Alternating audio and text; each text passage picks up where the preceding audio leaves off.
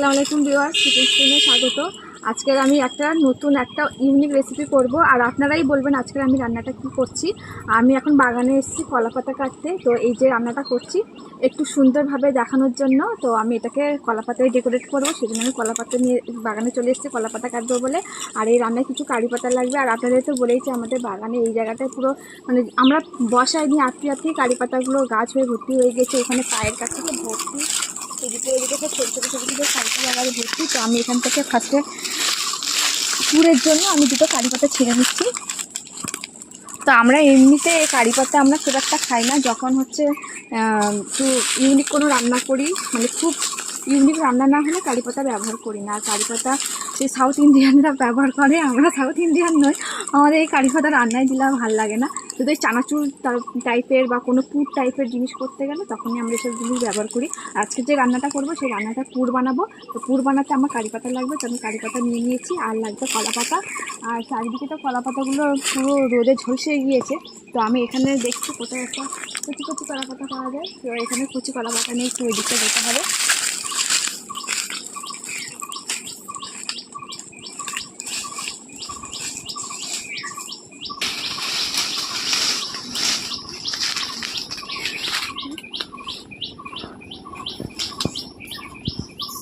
তো এই কলা পাতাটাই আমি কেটে নেবো।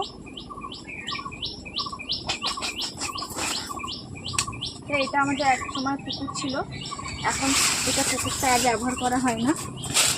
এই পুকুরটায় আমি একবার ডুবে গিয়েছিলাম, তারপর থেকে পুকুরটা আর ব্যবহার করা হয় না।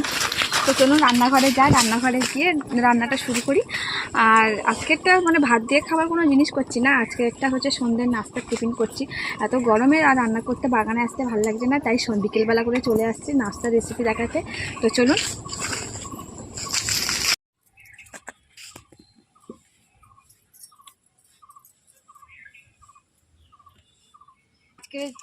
আজকের যে রেসিপিটা করব সেই রেসিপিটা করতে আমার লাগছে কারি পাতা। এখানে নিয়েছি একটু ছোলার ছাতু, মানে যে ছাতুটা আমরা খাই সত্যের ছাতু, ওই ছাতু। আর এখানে নিয়েছি একটু, আমি যেহেতু কৌটো আনিনি, তো আমি বাটির মধ্যে এখানে এক সাইডে চিনি নিয়েছি, আর এখানে সামান্য একটু লবণ নিয়েছি। আর এখানে নিয়েছি একটু গরম মশলা, তো আমি এখানে একটা কোক প্যাকেট নিয়েই চলে এসেছি। আর নিয়েছি একটু কালো জিরে, এটা পুর বানাতে আমার লাগবে। তো চলুন আমি পুরটা আগে বানিয়ে নেবো। তো আগে উনুনটা জ্বালিয়ে দিই। তো অন্য দিনের তুলনায় বন্ধুরা আজকে আমাদের এখানে গরমটা খুব কম পড়েছে, আর খুব সুন্দর হাওয়া দিচ্ছে, তো ভালো লাগছে। আর এই ধোঁয়াগুলো চলে আসছে মুখের দিকে। তো যাই হোক, তো আমি এদিকে ততক্ষণ গুছিয়ে নিই। আর এখানে আমি নিয়ে নিয়েছি, তো বন্ধুরা আমি এবার ময়দাটা মেখে নেবো। আর এখানে আমি চিনি আর লবণ নিয়েছি, এটা দিয়ে দিচ্ছি, লবণটা দিয়ে দিচ্ছি। এবার এটা দিয়ে দেবো একটু সামান্য কালো জিরে।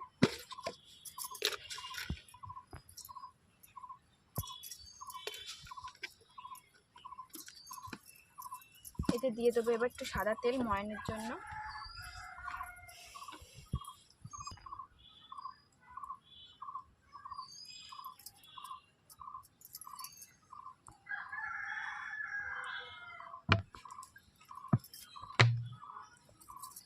এবার এটাকে আমি ভালো করে হাত দিয়ে ভালো করে মেখে নেবো।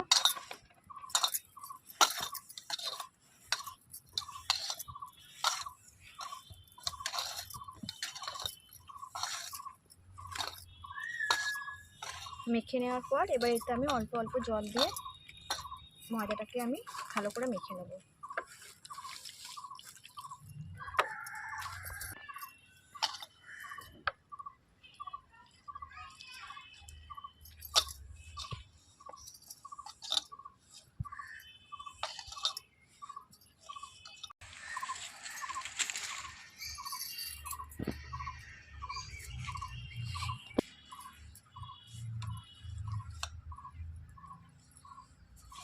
আমি ভালো করে ময়দাটাকে মেখে নিয়েছি। এবার এটাকে আমি ঢাকা চাপা দিয়ে রেখে দিচ্ছি। এবার আমি পুরটা করে নেবো। তবে উনুন জ্বালিয়ে নিয়েছি, এবার আমি উনুনে কড়াইটা এবার চাপিয়ে দিচ্ছি। এবার এটা আমি দিয়ে দেবো একটু সামান্য জল। বন্ধুরা এবার আমি দিয়ে দিচ্ছি সামান্য জল।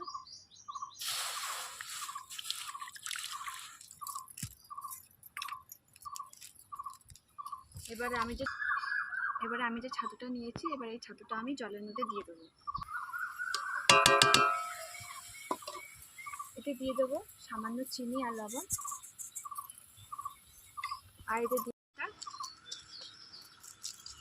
কারি পাতাটা একটু কুচিয়ে দেবো,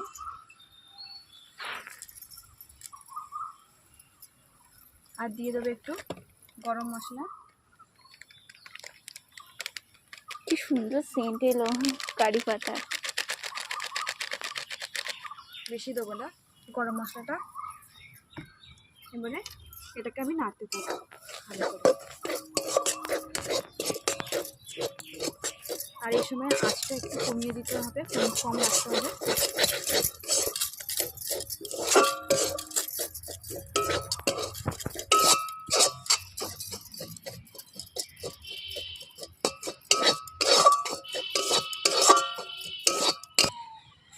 এটাতে একটু জল লাগবে, আমি দিয়ে দিচ্ছি।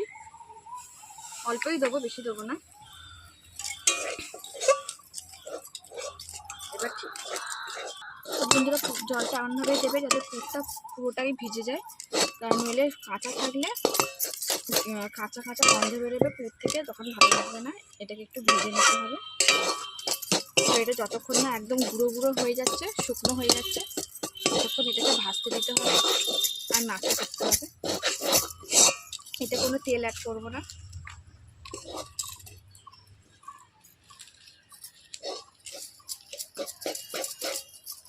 তো আমি এটাকে নামিয়ে নিচ্ছি বন্ধুরা। উনুনটা খুব জোরে ধরে গিয়েছে এই বড় মাছটা দেওয়ার পর, তো সেদিন আমি এটা বার করে নিয়েছি।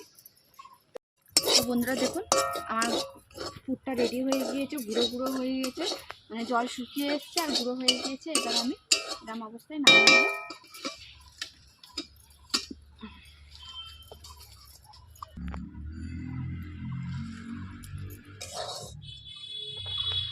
পুরটা যত ভালো হবে জিনিসটা খেতেও বেশি ভালো লাগবে।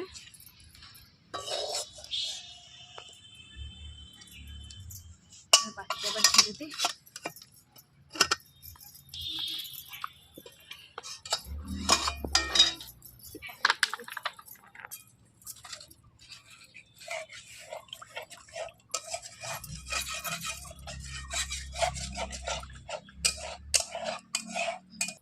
তো বন্ধুরা আমার তো পুরো রেডি করা হয়ে গিয়েছে। এবার আমি যে ময়দাটা মেখেছিলাম এটাকে আর একটু ভালো করে একটু ঠেসে নেবো, একটু আচার দিয়ে মেখে নেবো।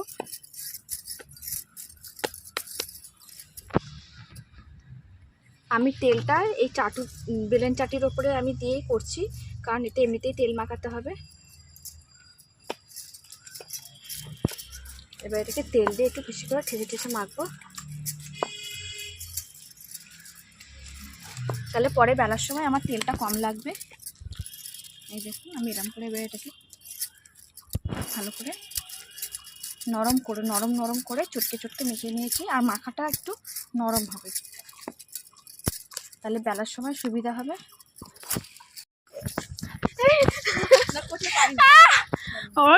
পিঠে খিজের গরম ঘাম। তো ভালো করে মাখা হয়ে গিয়েছে। এবার এগুলোকে আমি লেচি কেটে নেবো। তো এরকম একটা চাকু দিয়ে আমি আজকে লেচিটা করব। তো এটাকে আমি মাঝখান থেকে দুটো সাইডে কেটে নিলাম। এবার একটাকে এরকম গোল করে লম্বা করে বেলে নেবো। এরকম করে করলে তাড়াতাড়ি হয় আর পিসগুলো সমানভাবেও হয়। তো আমি একদম ছোট ছোট পিস করব একই মাপের।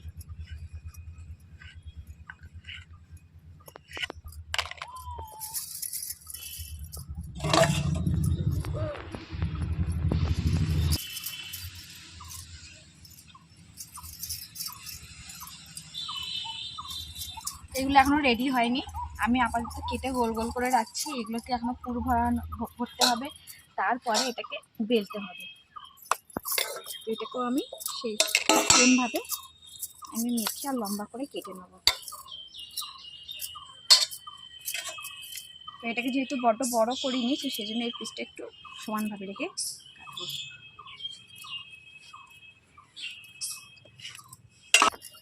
তো বন্ধুরা আমি কিন্তু এটা হাতে করে যদি আমি লিচিটা করতাম, আমি কিন্তু এতগুলো পিস আর এত সমানভাবে করতে পারতাম না, অনেকটা দেরি হতো। চাকু দিয়ে করলে একটা সমানভাবে একটা সমান পিস ভাব দেওয়া যায়। তো আমি সমস্তগুলোকে লেচি করে নিয়েছি। এবার এগুলোকে আমি পুড়ে ভরবো। তো পুরটা আমি এখানে নিয়ে নিই সামনে। এখানে আমি একটুখানি তেল নিয়ে নিচ্ছি বন্ধুরা। তেলটা আমি হাতের এই তালুতে একটুখানি ঘষে নেবো, নিয়ে আর একটা করে দেবো, একটু করে পুর দেবো, দিয়ে এটাকে আমি ভালো করে সিল করে দেবো।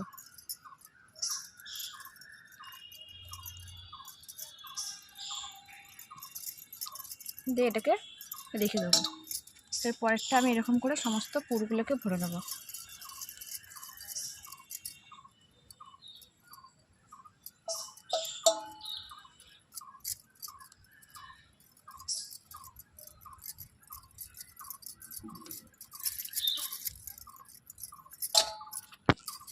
বন্ধুরা আমার সমস্তগুলোকে গোল গোল করা হয়ে গিয়েছে। আমি এবার এগুলোকে বেলে নিচ্ছি এক এক করে।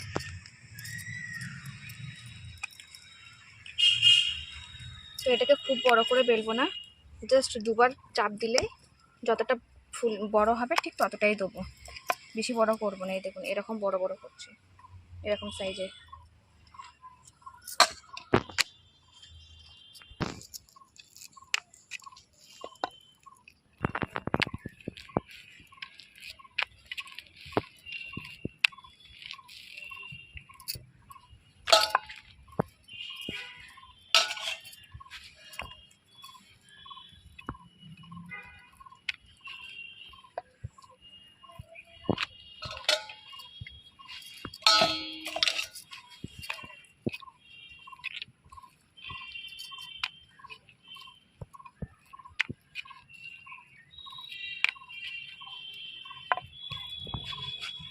দেখি হাতটা সরা।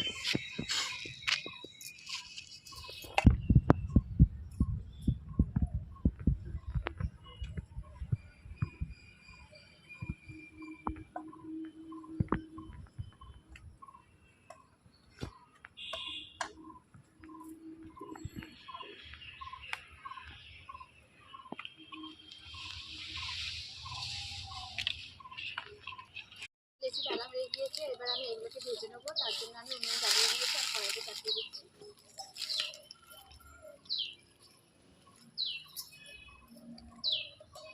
তো বন্ধুরা আমরা যেখানে রান্না করছি সেখানে আমাদের তো অনেকগুলো কলা গাছ, আর একদম সামনে কতগুলো কলা গাছ হয়েছে, আর সাথে একটা মোচা হয়েছে। আপকামিং যে মোচা রান্নাটা আসছে ওই গাছের মোচাটা হবে। তো দেখুন কত সুন্দর।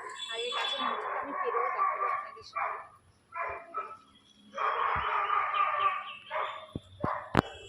এটা হচ্ছে কাঁঠালি কলা আছে, ওই কলার মোচা। আর এত বড় বড় কলাগুলো ছেড়েছে, আমি ভেবেছিলাম তো কাঁচকলা। আমি মাকে জিজ্ঞেস করছিলাম যে ওটা কী জাতের কলা। তো মাকে জিজ্ঞাসা করলাম, তো মা বললো ওটা হচ্ছে কাঁচকলা নয়, ওটা কাঁঠালি কলা। কারণ দেখলেই যে কেউ দেখলেই বলবে ওগুলো মানে কলাগুলো একদম বড় বড় করছে। তো আমার কড়াই গরম হয়ে গিয়েছে, আমি এবার তেলটা দিয়ে দিই। এটাকে যেহেতু ডুবো তেলে ভাজবো আর তেল দেবো না, এটাই হয়ে যাবে। তো আমি তেলটাকে খুব ভালো করে একদম গরম করে নেবো, যাতে সঙ্গে সঙ্গে দেবো। কারণ এই যে আমি যে পুরটা দিয়ে যে লিচিটা বানিয়েছি, যে কচুরিটা করছি আর কি, তো সেই কচুরিটা ভাজতে গেলে তেলটা একদম কটকটে গরম হতে হবে। তো তেল গরম হয়ে যাওয়ার পর তারপরে এই আঁচটাকে একটু মিডিয়াম করে দেবো। কারণ দিলেই সঙ্গে সঙ্গে এটাকে আমার দিয়ে নামিয়ে নিতে হবে। আপনারা দেখুন, দেখলেই বুঝতে পারবেন। তো সেখানে আমি সমস্তগুলো কি সুন্দর বেলে সাজিয়ে রেখে দিয়েছি। দেখুন আমি একে সব ঢেলে দেবো। ঢেলে দেবো। তো আমি ফার্স্টে একটা করে ছেড়ে দিই।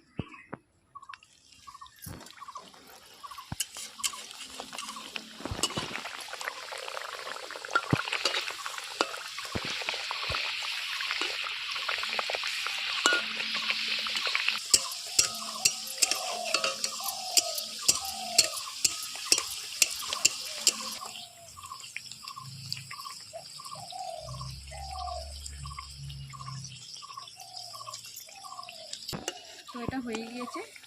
তো এটাকে আমি এবার তুলে নিচ্ছি।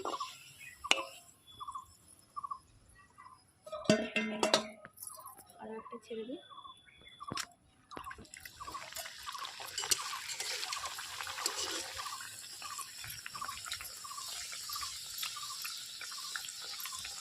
তো বন্ধুরা কি সুন্দর ফুলছে দেখুন। আমি এবার এটা উল্টে দিচ্ছি। ময়দা ভালো করে সুন্দর করে অনেকক্ষণ ধরে টাইট করে মাখলে কি হয়, লুচিগুলো খোলে।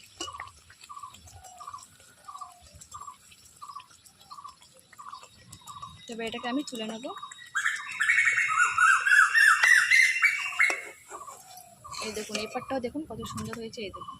আর এমন করে পুরগুলোকে করছি যাতে ফেটে না যায়। দেখুন পাতলাও হয়েছে, দেখতেও সুন্দর হয়েছে। তুলে নিই, আর একটা দিয়ে দিই।